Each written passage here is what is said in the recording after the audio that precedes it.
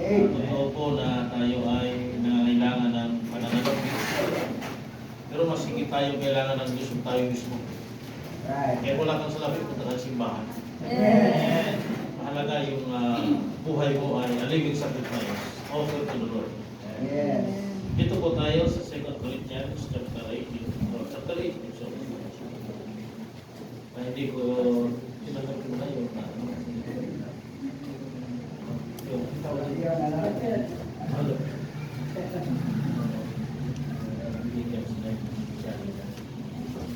Second Corinthians chapter 8, tayo may kawin lahat. Thank you very much kay Brother Rose that he already express the verses that we want to study now.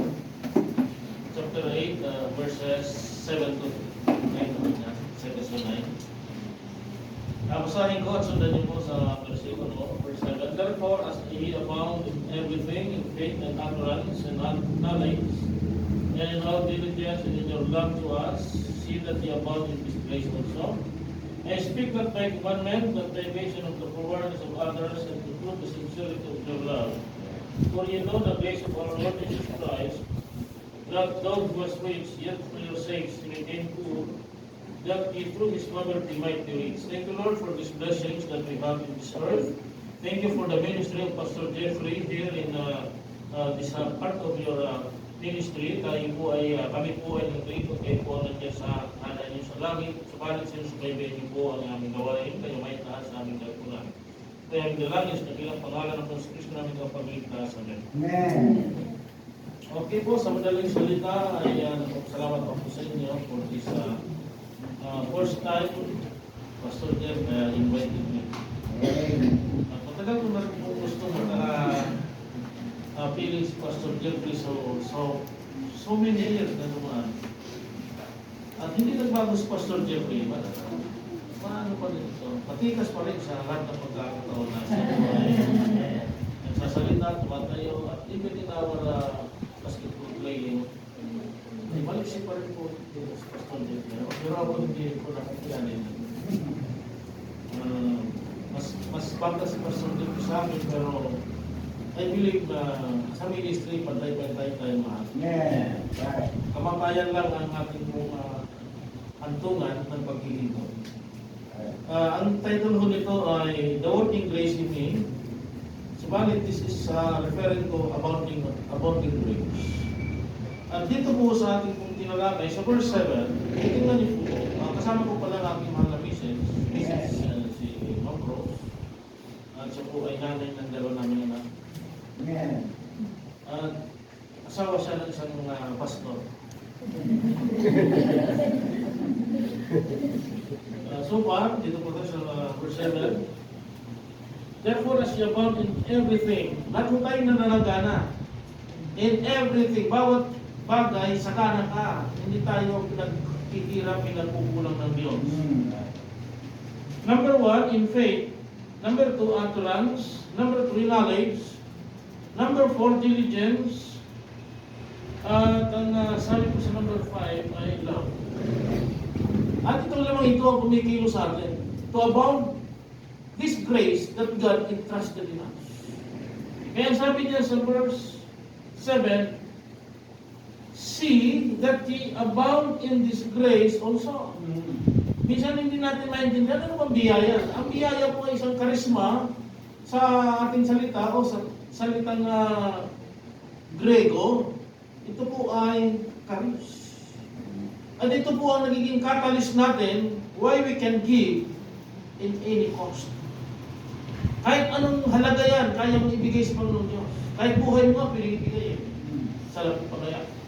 Iyang salapi madaling dumaan sa kamay natin. Pero ito ho ay hindi napapakinabangan kung ito ay hindi po pagpapalain ng biyaya ng Diyos. Kaya number 1 na pupunta natin dito, grace giving is an spiritual workout of sacrifices. So for this short message, dapat lumawak yung ating pagkaunawa dito.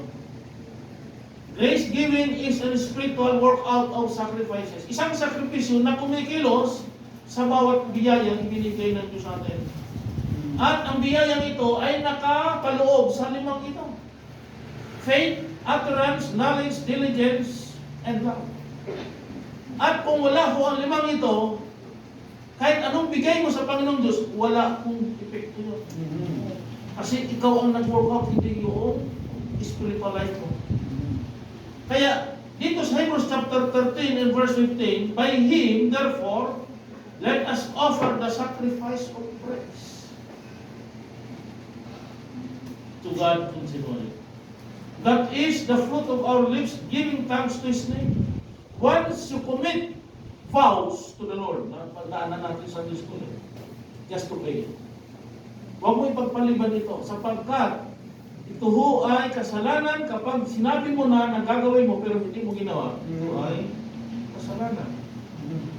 Therefore, ang sabi ng verse 16, but to do good and to communicate, forget not, for with such sacrifices, God is well pleased. Kaya kung tayo ho ay magsishare, not by your value of your money or face value of your money, but how much valued your heart out. Kaya minsan pa tayo ho ay mayroong pagkilos pero walang pananaw, palataya. Kawawa naman po ang ministry kung saganang kilos lang natin dito na kasalanan. It must be devoted by our faith. Yung faith ko dito is this, but it is not for salvation. It is for service. It is for giving. By honesty, you can give to the Lord. So, dito po, makikita natin, sabi ng iba, faith plus works is salvation. Pero sa atin, faith without works, you can be saved. You will be saved. Dito naman sa giving, faith with works. Amen. Hindi faith plus works, but faith with works. You can give. And this giving is, sabi dito sa James chapter 2, verse 20, minsan dito nagkakamali ang mga nangangasiwa ng doktrina na pinaglalaban yung doktrina ni Pablo at yung doktrina ni Santiago na hindi dapat. Yung doktrina ni San Pablo, faith in Christ Jesus, that is referring to salvation. Dito, faith in serving the Lord is referring for service. Kaya pagbibigay ay isang serbisyo sa Panginoon Diyos. Serbisyo may sakripisyo. Sabi dito sa verse 20, but will thou know, O vain man, that faith without works is dead. Hindi mo pwede sabihin faith plus works para makapagbigay ko. Hindi ganun eh. Yung faith, pakikilusin ng iyong pananampalataya through the Lord Jesus Christ. Yeah. Therefore, Philippians chapter 2 and verse 12 to 13, you can do something in giving if there is working inside you. Sabi ng verse 12, wherefore, my beloved, dito minsan nagkakamali tayo. Ang sabi ko, magsisimba ako, pero pagdating ng linggo, wala ka sa simbahan. Kasi walang nag-workout sa buhay mo sa araw na iyon. Supposed to be dapat nag-workout sa iyo yung pananampalataya mo. Nang sabi ko rito, wherefore, my beloved, as ye have always obeyed, not as in my presence only, but now much more in my absence, work out your own salvation with fear and trembling. Once you got saved, there is something doing inside you. Working inside you. Sabi ng verse 13, for it is God which worketh in you. Kung bakit tayo nakapagbibigay? No matter what value or face value you have, but what matters is what in who is inside you working on that kind of ministry na pinuwit mo sa Panginoon. Both to will and to do of His good pleasure, Philippians chapter 1 verse 6, being confident in this very giving, of very thing, that is giving, that He which hath begun a good work in you will perform it until the day of Jesus Christ. Hindi lamang forward a year ago, until the day of Jesus Christ. Kaya yung giving, hanggang buhay ka, magbibigay ka sa Panginoon Diyos. Right. While you are living on this earth, you can give until the day of the Lord Jesus Christ. That is devotion. Because of your faith. Diba? And then, not only for that, this serving on spiritual ministry, while there is working in us, we can interpret our devotion to the Lord by giving because we love God. And this giving, ang sabi diyan, sa verse 7, and utterance. Yung mga words na pwedeng sabihin ng ibinigay mo sa Panginoong Diyos, yan ang magpapatunay sa iyo. Hindi yung ikaw, kundi kung ano ba ang ginawa mo sa Panginoong Diyos. Yung paglilingkod mo ang magsasalita tungkol sa iyo. Kaya sabi po rito sa Hebrews 11:4, ano ba nabanggitin natin? Verse 6 and 11. For without faith, it is impossible to please. Sabi ng verse 4. By faith, Abel offered unto God a more excellent sacrifice than Cain. Diba? By which he obtained witness that he was righteous, God testifying of his gifts, and by it, he being dead, yet speaketh. Kaya once we face death, your giving is still working in the ministry. Kaya hindi ho panghihinaya ang pagbibigay. Lalo na ho, especially for our mission ministry, Brother Cross. And thank you for that inspiring lessons this morning. Faith, promise, giving. Pinuhin mo, na-divide ni Brother Cross yung faith, promise, giving, from giving, promise, and then faith. Wow. Inverted lang yung kanyang lesson, pero napakalawak. Very, tawag dito, yung understandable. Yung deliver ng lesson. So, utterance. May masasambit yung bawat pinibigay natin. Hindi according to what value you have to give, but what purpose of your hearts while you are rendering in giving. Diba? Kaya nga si Abel patay na siya hanggang ngayon. Nakasulat sa Hebrews chapter 11 verse 4 na yung kanyang paghahatog ay hanggang ngayon nagsasalita. Ang Diyos ang nagpatutuin nito. Kaya huwag tayong magsasawa. Ultimo sintabo, pagkamit mo sa Diyos. Huwag kang manginayang. Kung pinagyayaman ka man ng Diyos, ang sabi dito sa verse 19 man yun, paano ka pag-imanin ng Diyos. For you know, the grace of our Lord Jesus Christ, that though He was rich, kita niya, yung kanyang conclusive message dito, yet for your sakes, He became poor, that ye through His poverty might be rich. Hindi tiningnan ni Kristo yung ibibigay mo. Kasi mayaman siya eh. Mayaman siya actually. Ang tiningnan ni Kristo kung paano ka mamuhay sa kasalatan mo. Huwag mong ibibigay kung anong mayroon kang kayamanan mo. Ang ibigay mo kung anong pananampalataya mayroon ka sa Diyos. Doon sa value na ipit-sasakripisyo mo sa Kanya. Kaya minsan tayo ho ay nagkakamali, ay magbibigay ko sa pinagpala ko ng Diyos. Hindi. Kakamaling pagpapala yun. Kung saan natin siya, Proverbs chapter 13. Proverbs chapter 13. Dito po sa verse chapter 13 verse 7. That is that maketh himself rich. Huwag tayo magpanggap na mayaman. Kung magbibigay tayo, akala natin mayaman tayo. Yung walang kakayahan, na parehos mo rin na pobre, pinakita mo mayroon ka, isa walang maibigay. Tapat sa Diyos walang Panginoon ibigay sa'yo. Pero ikaw na wala, nag-testimonial ka na maibibigay, pero inutang mo lang pala. Huwag kayo magbibigay kung inutang nyo lang. Oh. And sabi nito, there is that maketh himself rich yet hath nothing. There is that maketh himself poor yet had great riches. Kaya kung ikaw magbibigay kay Kristo na tapat sa puso mo, si Kristo ang magpapayaman sa iyo.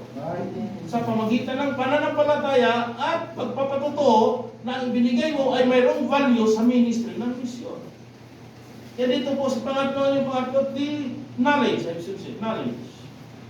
Yung knowledge dito ay napakahalaga. Yung mga umawit dito yung people, bakit inawit na nila yon? Kasi alam nila yung mensahe na makakatulong sa ministry. Kaya yung iba na nga, umaawit lang dito para mapuri siya. Hindi yung Diyos. Kanina, nandito ko, may pakpol daw na, may pakpol. Gusto niya. May mga ilang kasimbahan na pakpol ng kapilido. Banda. Ano yan? K-pop? Parang Koreano yata yun. Alam ko kung ano kapapon. By the way, dito po sa 1 Corinthians chapter 15 and verse 15, once we fed ourselves in knowledge of the Bible, maluwag sa atin ang mga paghandog ng sakripisyo, especially kami ni Mapros, binigay namin, buhay namin Grade 2, grade 3, ang mga anak, nag-full time kami, wala naman kami kinagkukunan. Nagtitinda kami ni Mapros sa aming paligid ng gulay para makapag-pundar kami ng 1 kilong tigas. Kasi nag-full time na kami, wala kami judge. Mr. Maricel, alam mo ang buhay namin. Naghango si Mang Rose sa pagpangga ng kusino, longganisa para lang mabuhay, makatapos yung dalawang anak namin. Yun ang buhay namin hanggang ngayon. Naging 4 kami, ngayon naging 2 kami ng gulay. Nag-iisip pa kami kung sisulaw ulit kami para may mayata, hindi niya kapipit. Sabi dito sa verse 15, chapter 14 po yun. 1 Corinthians chapter 14. Kaya tayo mayang people, kapag nagamit tayo ngayon, huwag natin magpagamit sa mundo. Kasi minsan, ginamit ka sa ministry ng Panginoon Diyos. Ang diablo naghintay lang sa pintuan ng simbahan para gamitin ko sa mundo. Paglabas mo dyan, iba na yung figure mo iba na yung wangis mo Kung tiningat lang sa ngayon. Sapagkat ang mga young people ang target ng kamunduhan ngayon. Nahirap po talaga ang sitwasyon natin. But still, may mga simbang kagaya nito. Hinububog kayo mga kabataan. Sa mga parents naman itong mga nagsitayo dito, support them. Huwag tayo magpakita ng discouragement sa mga people ngayon bilang magulang. Kasi ang mga magulang ngayon, isa rin kong makamundo Kahit masakit, butuloy. Makamundo Napababayan mga anak. Diba? Kaya pagdating dito sa ministry, yung mga anak, dalawang pag-iisip lang kung saan ang magulang ko. Nag-iisa siya sa ministry. Ang iisip niya, yung mga magulang niya. Ano naman siya Kung iisipin natin. Kaya minsan, nagdadalang isip yung people, tutuloy pa kaya ako lingkod sa Panginoon. Kaya tayong mga magulang na naging Kristiyano, patuloy tayo maging Kristiyano. Ito mo yung people nito. Ito, tingnan natin dito. What is it then? I will pray the Spirit with the Spirit, and I will pray with the understanding also. I will sing with the Spirit, and I will sing with the understanding also. Kaya pagdating sa Proverbs chapter 19 verse 2, magpatuloy kayo sa karunungan, sa kaalaman, sapagkat ito ang inyong sandata habang nabubuhay sa mundo. Verse 2 ng chapter 19 ng Proverbs, also that the soul be without knowledge, it is not good. And he that hasteth with his feet sinneth. Kaya tayong mga young people, habang may pagkakataon, mag-aral kayo. Habang ginagamit kayo ng Diyos sa ministry, huwag pabayaan ng pag-aaral. Kung pipili naman, hindi ka nag-aaral, pag-pray mo, sabihin mo kay Pastor, gusto ko mag-aaral. Gusto ko makapagtapos. Hindi masama yun. Simbahan po bakit mayroon tayong kalipunan? Ang purpose is magtulungan. Di ba? Marami yung people na hindi nakakatapos ng pag-aaral. Pero huwag natin hanggang doon na lang sila. Huwag natin samantalin ang yung people na nanggamit sa ministry pero wala silang kadaming academic studies. Tulungan natin sila makatapos ng pag-aaral. Isa sa espiritualidad ang matulungan ang yung people sa pag-aaral. Kasi sabi dito, knowledge or also that the soul be without knowledge, it is not good. Kaya, by this part of giving, dapat alam natin kung paano tayo magbigay. Mahirap magbigay kung hindi natin alam kung bakit natin nagbibigay. Kaya sabi po rito, I speak not by commandment. Kahit hindi na tayo utusan na magbigay, dahil alam mo na magbibigay ka at kailangan ka magbigay, walang sama ng kalooban. Sabi po, I speak not by commandment, but by occasion of the forwardness of others, and to prove the sincerity of your love. And thirdly, number four, diligence. Alam niyo po yung diligence sa Greek word ay spidolso. Pag class pero sa English ay speedy. Yung mabilis, speed. Ibig sabihin, ikaw ay nag-create ng isang effort na patungo sa kalalatian ng Diyos. You make your effort to be a diligent Christian believer when it comes to mission ministry. Kaya sabi po riyan, how to participate on this ministry. Ang sabi po rito, sa verse, sorry 2 Timothy chapter 2, verse 15. Yung salitang diligence at saka yung salitang study, parehas yun. Study to show thyself approved unto God. Meaning to say, madaliin mong matutunan ang pagkilo sa pagbibigay na maging approved ka sa Diyos. A workman that needed not to be ashamed, rightly dividing the word of God. Kaya sa pagbibigay, hindi po na problema yun. Lalo na sa mission. Lalo na Pastor Jeff, yung mission ministry natin ay napapabayaan talaga ng buong kalipunan ng kakristyanuhan, sapagkat marami po lumalabas ngayon na hindi po talaga totoong nag-mission ang mga misyonaryo. Hinuhukutan lang at hindi mo alam sa mission o exhortation ang mga simbahan na yun. Pero pagdating sa mission field, iba po ang purpose nyo. Kawawa yung simbahan na kanilang niloko. Diba? Kaya sabi ko rito, it is acted by diligence. Dapat alam natin kung paano tayo mag-participate sa mission. At sabi po rito sa verse 9, for you know the grace of our Lord Jesus Christ. Tingnan natin dito sa 2 Corinthians chapter 8. Puro sa 2 Corinthians chapter 8 dito. Verse 8. Yung salitang sincerity and love. Ito ho ang magiging daan upang tayo ho ay lumawak sa pagmamahal sa gawain. Kung mahal mo ang pag-aaral mo, dapat mahal mo rin ang paglilingkod mo. Kung mahal mo ang paglilingkod mo, dapat mahal mo rin ang simbahan mo, pinaglilingkuran mo sa Diyos. Kaya yung simbahan, hindi dapat mawala sa buhay mo. Eh, kung may mga problema ka sa simbahan, siguro, ilapit mo sa pastor, counsel ka. Diba?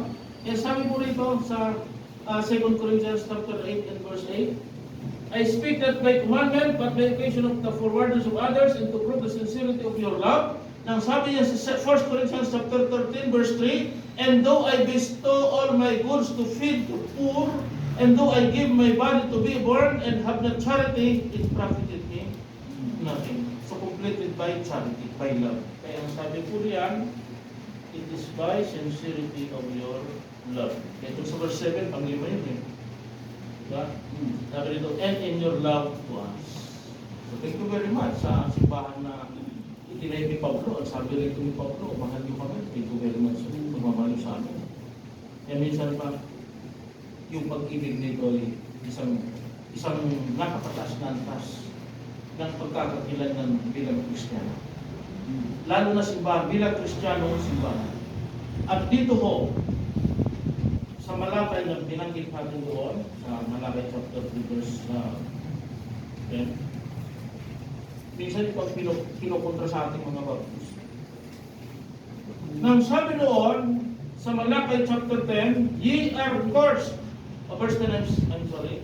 Bring ye all the tithes into the storehouse, that there may be meat in mine house, and prove me now herein, saith the Lord of hosts, if I will not open you the windows of heaven, and pour you out a blessing, that there shall not be room enough to receive it. Kaya tingnan po ninyo ito. Yung salitang window. Alam mo ba ang salitang window sa Tagalog? Bintana, di ba? Ay, bintana ba ang langit? Hindi, wala eh. Meaning to say, pagdating po dito sa panahon natin, itong mga windows nito, ito ho yung ating mga liberalities. Noong panahon nila, ang pagtatites ay liabilities. Pananagutan mo sa Diyos kapag hindi ka nakapag-tites sa panahon nila, amen? Pero sa panahon nito, kalayaan mo mag-tites kahit hindi ka puutusan, makapag-tites ka. It is because of your liberality. Tingnan mo natin dito sa 2 Corinthians chapter 8 verse 2. Kaya pag susundin mo ang batas, may liability. If you are followed of law, you have your liabilities. If you follow the Lord with love to your giving, it is your liberality. Right. Kaya ang sabi po rito, how that in a great trial of affliction, the abundance of their joy and their deep poverty abounded unto riches of their liberality. Hindi na liability. Masagana ka na. Abounding ka na sa grace because of your liberalities. Kasi mabigat kapag liability ho yun. Sasabihin mo, magtatites na naman ako sa linggo. Kunting inaipon ko ngayong linggo. Tapos itatites ko pa itong bahagi na ito. Napakabigat naman sa akin. O, di ba liabilities mo yun? May kasalanan naman pag hindi mo ibinigay. Pero kapag maluwag ka na, meron ka ng kalayaan magbigay, kahit anong gipit mo, makapagbibigay ka. Because it is your liberalities, hindi ang liabilities. Kaya ang sabi ko riyan, ito pong 2 Corinthians chapter 9 verse 7, ito po ay isang cheerful sum ministry, yung giving. Ang sabi doon, every man, according as he purposed in his heart. Hindi na purpose ng liability ng batas. Una, ang batas para maging liable ka. Every man, according as he purposed in his heart, so let him give, not grudgingly or of necessity, for God loveth a cheerful giver. So meaning to say, once you have this liberality to give, you are a giver with a cheerful heart. Cheerful sum. Grace giving is a cheerful sum ministry. Sa Tagalog, kasiyahang spiritual sa ministry. Masayahin pag nagbibigay. At hindi lamang po yan. Dito po sa binasa ko kaninang 2 Corinthians chapter 8 verse 2. Ito po ay isang cherishable, cherishable giver. Ibig sabihin kayo ibig sa Espiritu. Pag ikaw po ay nagbigay sa minamahal mo, puso ba dito yung Brother Rodney? Di ba kaibig-ibig kapag ikaw ay magbibigay? Kahit hindi kaibig-ibig yung bibigyan mo, ikaw umiibig kayo. Kaibig-ibig yung gagawin mo eh. Kahit hindi siya kaibig-ibig kasi yung ministry mo, giving eh. Kaibig-ibig magbigay. Hindi doon sa bibigyan mo, kaibig-ibig. Hindi. Kundi yung ibibigay mo, yung kilos mo, ang kaibig-ibig sa harapan ng Diyos. Kaya sabi ko rito, isa pang katotohanan, for no man ever yet hated his own flesh, but nourished and cherished it, even as the Lord the church. Kaya kung ikaw magbibigay sa simbahan, kaibig-ibig yung ibinibigay mo sa Diyos. And sabi nito, Ephesians chapter 5 verse 8. For no man ever yet hated his own flesh, but nourished and cherished it, even as the Lord the church. Mahal ba ang simbahan? Bakit tayo minahal ng Diyos? Nilagay tayo sa simbahan. Kasi mahal ka ng Diyos. Ngayon, mahal mo ang simbahan. Ilalagay mo yung pag-ibig mo sa simbahan. Dito po sa Ephesians chapter 3, verse 16, grace giving is grantable. Grantable. Ibig sabihin, maluwag sa puso. Kaluwagang espiritual. Sabi po ng verse 16, minsan sa atin pag nagbigay na tayo, tapos na lahat. Hindi. Pag nagbigay tayo, i-pray mo rin, pagbigay ko pa susunod. Kaya sabi doon, hindi pagbigay na ikaw po, masigit ang mga rin.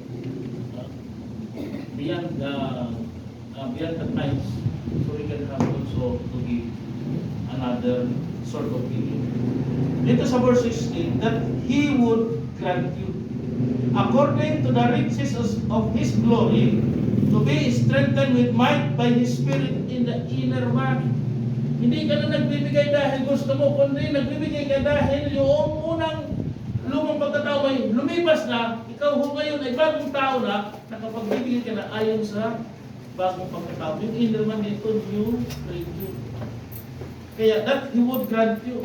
Meron ng kaluwagan sa kalooban na ikaw nakapagbibigay, lalo na sa mission ng ministry. Ilang pagbibigay sa mission.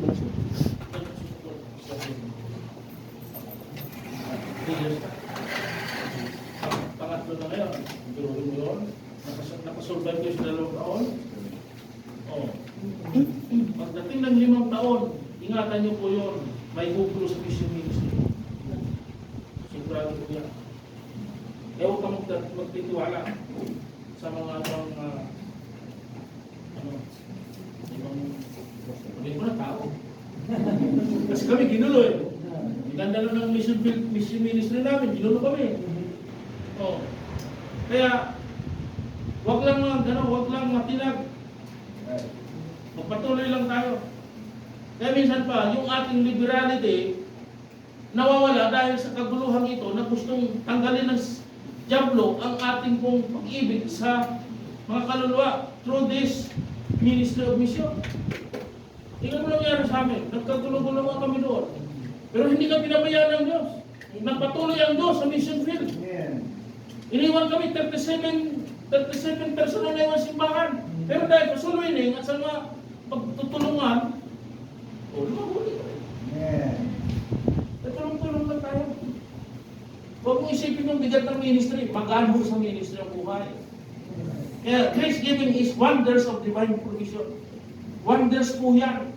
Dito po, sa 2 Corinthians chapter 9 verse 8, and God is able to make all grace abound toward you, that ye always having all sufficiency in all things, may abound to every good work, so that is a triumphing to every good work. Magta-triumph tayo kahit na anong gulo pa nila sa buhay natin. Basta yung mission, huwag mong pabayaan pag mananagumpay ka.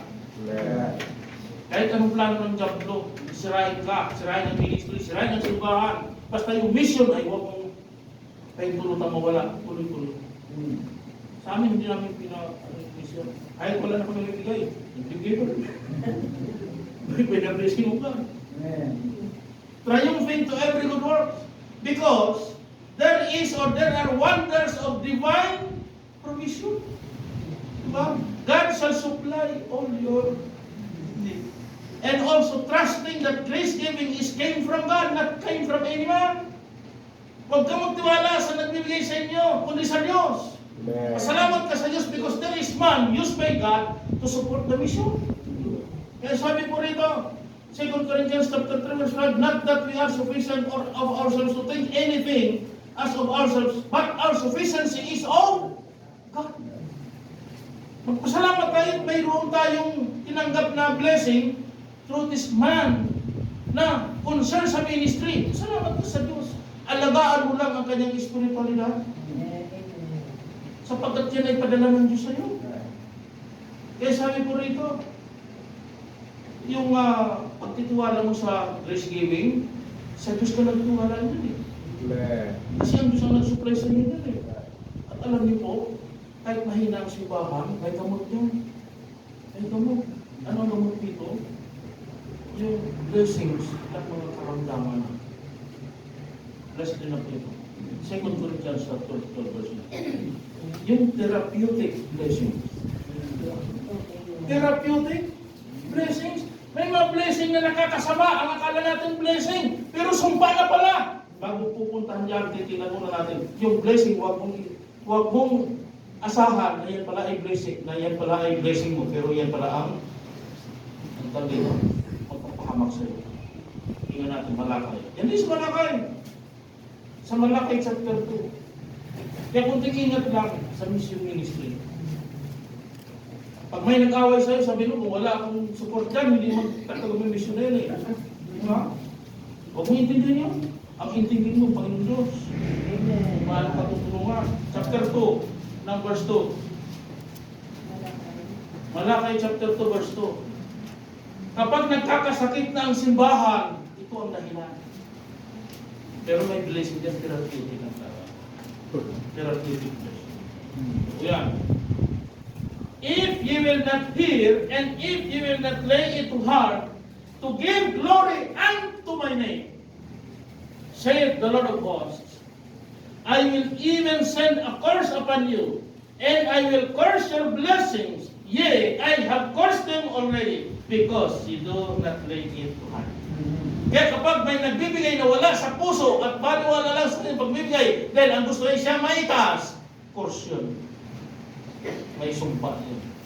Pero may gamot niya. Dito po yan sa 2 Corinthians chapter 12 verse 9. Grace giving is wonders of divine provision. Mga anong wonders na galang? Mga kamangha-mangha, mga katakataka na hindi mo akalain nangyayari pala. Di ba? Dito po yan sa verse 9. And he said unto me, my grace is sufficient for thee. For my strength is made perfect in weakness. Most gladly therefore will I rather glory in my infirmities, that the power of Christ may rest upon me. Kaya yung mission field is the power of Christ in the church. Huwag niyo po ba yan ang mission field? Ang mission ministry. Yan po yung therapeutic sa mga nagkakasakit na simbahan. Yung mission ang sagot yan.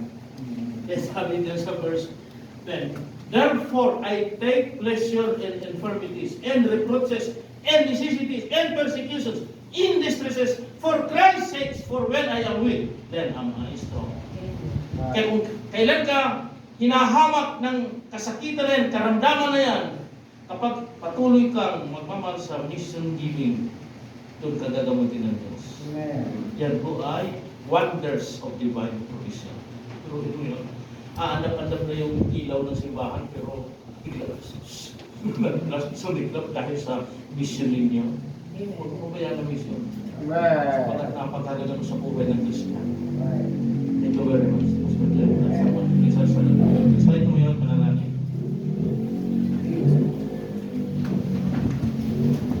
Nakilang Diyos ang kapangyarihan. Thank you very much for this short message that we received from the Holy Scriptures. Thank you, Lord, for this church. Thank you for this effort that you gave to us to this morning. And also, Lord, thank you for the Sunday school teachings. At kami po ay pakain po ninyo sa mission na ministry. Alam po namin, O Diyos, na kayo pa rin ang siyang dahilan kung bakit nabubuhay kami sa pahintulot ng inyong pong kalooban. Na na ipagpatuloy ang gawain ito sa paghatid ng inyong banal na salita sa puso ng tao. At nandito po ang inyong anak, si Pastor Jeffrey, na nagpapatuloy na ipatupad ang inyong ministry dito. Pagpalain niyo po ang simbahan ito at patuloy na kayong may taas sa hamon na ito na inyong salita. Kaya dalangin sa bilang pangalan ng Espiritu ng Pagpagpindas. Amen. Tawagin ni Pastor Jeff. Habang nakatingin kapatid at wala akong bibigat, habang po ay inaramdam natin yung sign ng Panginoon. Pag narinig natin sa atin yung Panginoon salita, it's very simple yung message na ito. Sana po ay nailagay natin ito sa ating mga puso. Kapatid, kamustahin kita ngayong araw?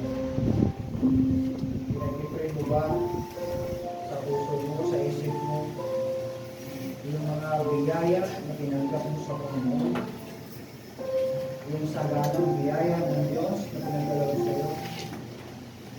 Yan mo ba ay ibinabalik natin sa ating Panginoon? I want to challenge this morning about giving. Yes, maliwanag sinabi ko ni Pastor. Hindi ka pwedeng magbibigay kung wala kang pag-ibig sa pag-ibig. Napakalaga po yung love. Patunayan natin yung ating pag-ibig sa pagbibigay sa Panginoon. Kasi mga kapatid, once na tayo ay nagbibigay, the more na i-bless ng Panginoon ang kanya pong gawain. At hindi lang ang gawain niya, maging ang ating mga tahanan, maging po ating mga trabaho, i-bless po yan ng Panginoon. At kailangan hindi po tayo pinagkukulang ng Panginoon. Pangatlo, o third mission na natin ito, mga kapatid, by the grace of God, we continue our supporting missionaries. Dahil sa iyo mong pagbibigay, kaya maramdaman mo na hindi ka pinagkukunan ng Panginoon. Kaya gusto ng Diyos, hanggang sa kanyang pagbabalik, ay tuloy-tuloy ang ating mong pagkakalusok. Dahil kapatid, sabi nga ng Biblia, mahal ng Diyos ang mga Kristiyano. Kaya kung nangusap ang Diyos sa puso mo ngayong umaga, increase your faith. Dagdagan mo ba, kapatid? Huwag mo hayaan na babawasan ang iyong pananampalataya sa pagbibigay. Sabi nga ng Biblia, kung nagtanim ka ng kaunti, pagkaani ka din ng kaunti. Kung nagasik ka ng marami, marami ka din kaani. Ganun din po yan sa pagkakain.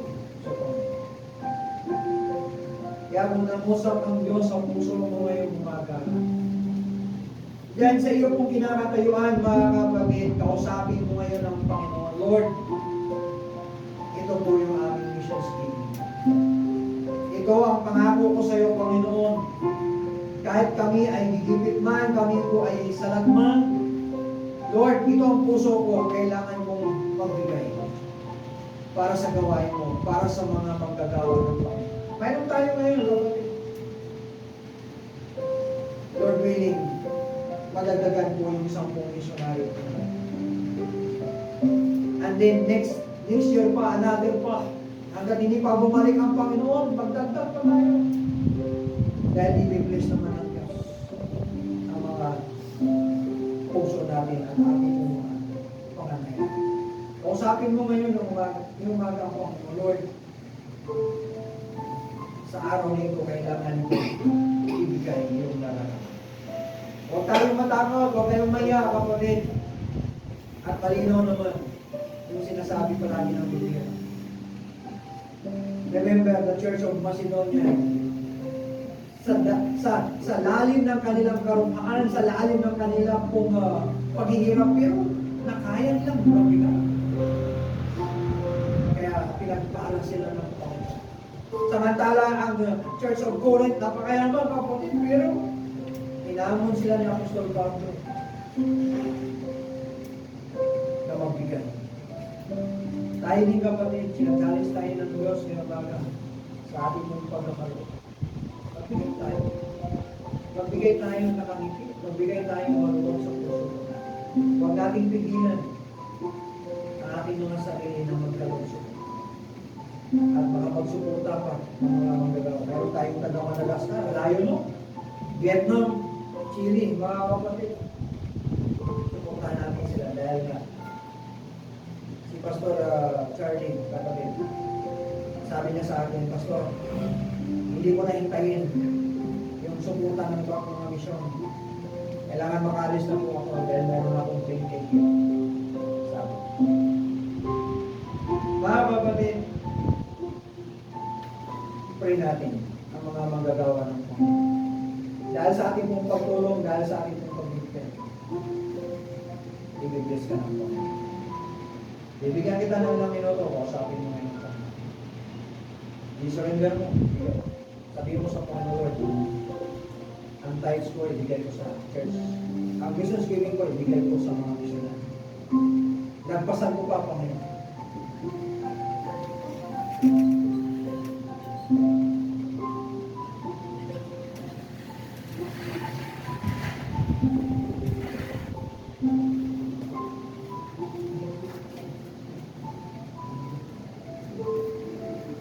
Tayo po ay manalangin.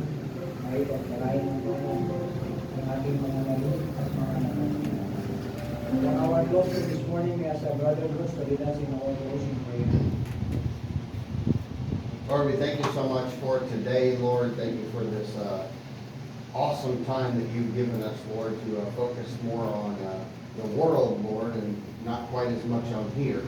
But Lord, we ask that you would give us a blessing today, Lord, that you would provide us for our promises to you, Lord, that you would help us to remain faithful, Lord, in our giving and the promises that we have made, Lord. Strengthen us, Lord, guide us and protect us, Lord. Bring us back for men's fellowship, Lord, and services tonight, Lord. Thank you for all that you've done. Thank you for our guest speakers, Lord. Thank you for our pastor and their passion for getting your word around the world.